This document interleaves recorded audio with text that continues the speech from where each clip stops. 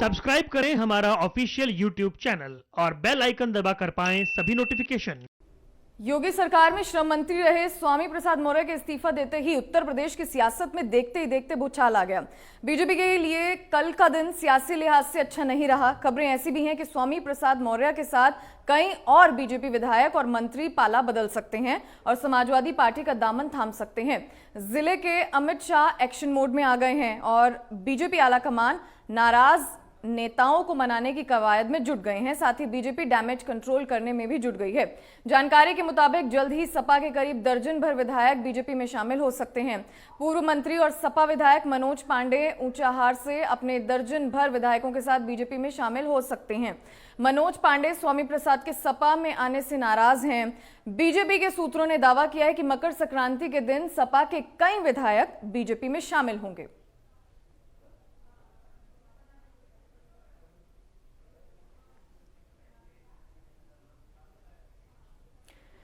और इसी खबर पर ज्यादा जानकारी देने के लिए हमारे साथ अमित पाठक हमारे संवाददाता जुड़ गए हैं। अमित, क्या कुछ जानकारी?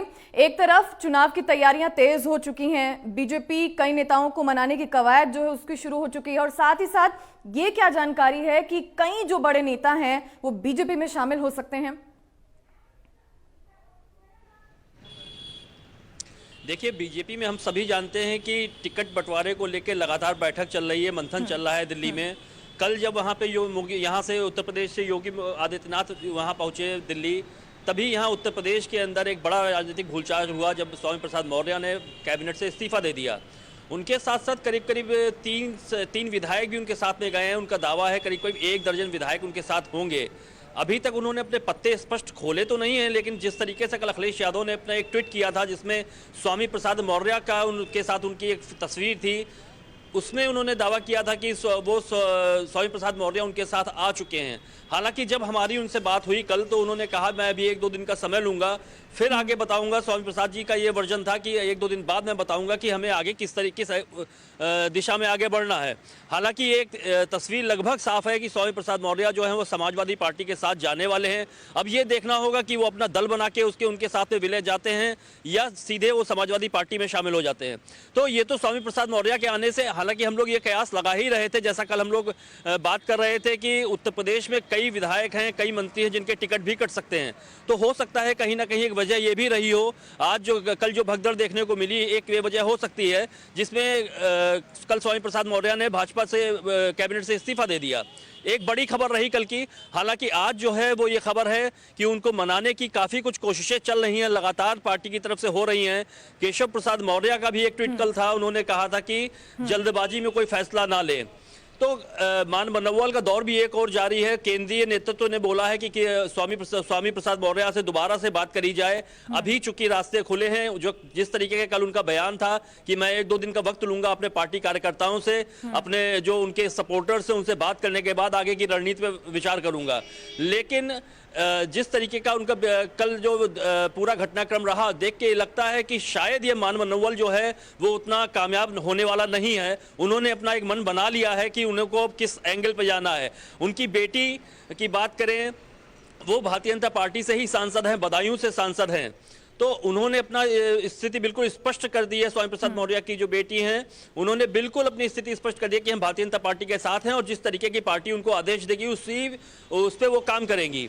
तो परिवार के अंदर एक पिता ने इस्तीफा दिया है, लेकिन बेटी जो है वो अभी भी भाजपा में है और सांसद है भारतीय जनता पार्टी की। ठीक है जी प्रमीत। अमित, लेकिन और क्या जानकारी है? ये भी बताया जा रहा है कि सपा के करीब जो दर्जन भर विधायक हैं वो बीजेपी में शामिल हो सकते हैं। कौन कौन से बड़े नेता हैं, कोई नाम सामने आ पाए हैं? कल एक बड़ा नाम निकल के आया था मनोज पांडे का, जो कि समाजवादी सरकार जो पिछली थी अखिलेश यादव की, उसमें मंत्री भी रहे थे, ऊंचाहार से विधायक हैं। उनका एक नाम आया था कि उनके साथ में करीब करीब दर्जन में विधायक जो है भाजपा का दामन थाम सकते हैं 14 जनवरी के दिन। लेकिन उसके बाद में उनकी तरफ से खंडन भी आया कि हम जो है समाजवादी में थे और समाजवादी में ही रहेंगे। ऐसा उनकी तरफ से एक बयान भी आया मनोज पांडे की तरफ से, जो कि उन्होंने अपने सोशल मीडिया हैंडल के थ्रू डाला। तो अभी ये देखना पड़ेगा जिस तरीके की खबरें आ रही हैं उनमें कितनी सच्चाई होती है, क्योंकि आजकल के दिनों में जैसे कल हम लोगों ने देखा धर्म सिंह सैनी के विषय में भी खबर उड़ाई गई कि वो भी जा रहे हैं समाजवादी पार्टी में स्वामी प्रसाद मौर्य के साथ में, लेकिन उनकी तरफ से इस बात का खंडन हो गया। उन्होंने साफ साफ कहा कि नहीं हम लोग जो है भाजपा में हैं और भाजपा में ही रहेंगे। तो हालांकि ये निश्चित है कि अभी हम लोगों को लगातार देखने को मिलेगा कि कई विधायक समाजवादी के भाजपा में आएंगे, कई भाजपा के उसमें जाएंगे, जिनको अपने टिकट को लेके जो आज के डेट में कोई भी राजनीतिक व्यक्ति हो उसको सबसे पहली आस जो है वो टिकट की है। जहां पे अगर उसको टिकट कटता अपना दिखाई पड़ेगा तो वो दूसरे दल की ओर जरूर रुख करेगा। ये लगातार अब ये घटनाक्रम देखने को मिलेगा जब तक कि ये हम लोगों के सामने बिल्कुल सामने स्पष्ट स्थिति तब स्पष्ट होगी जबकि सभी पार्टियों की अपनी अपनी लिस्टें जारी हो जाएंगी। उसके बाद शायद ये गति और तेज हो भागदौड़ की, ये जो भगदड़ है काफी शायद अभी और तेज हो, क्योंकि सभी का अपना जो है वो रहता है कि हमको चूंकि हमने पार्टी में सेवा करी है तो हमको इसमें टिकट दिया जाए।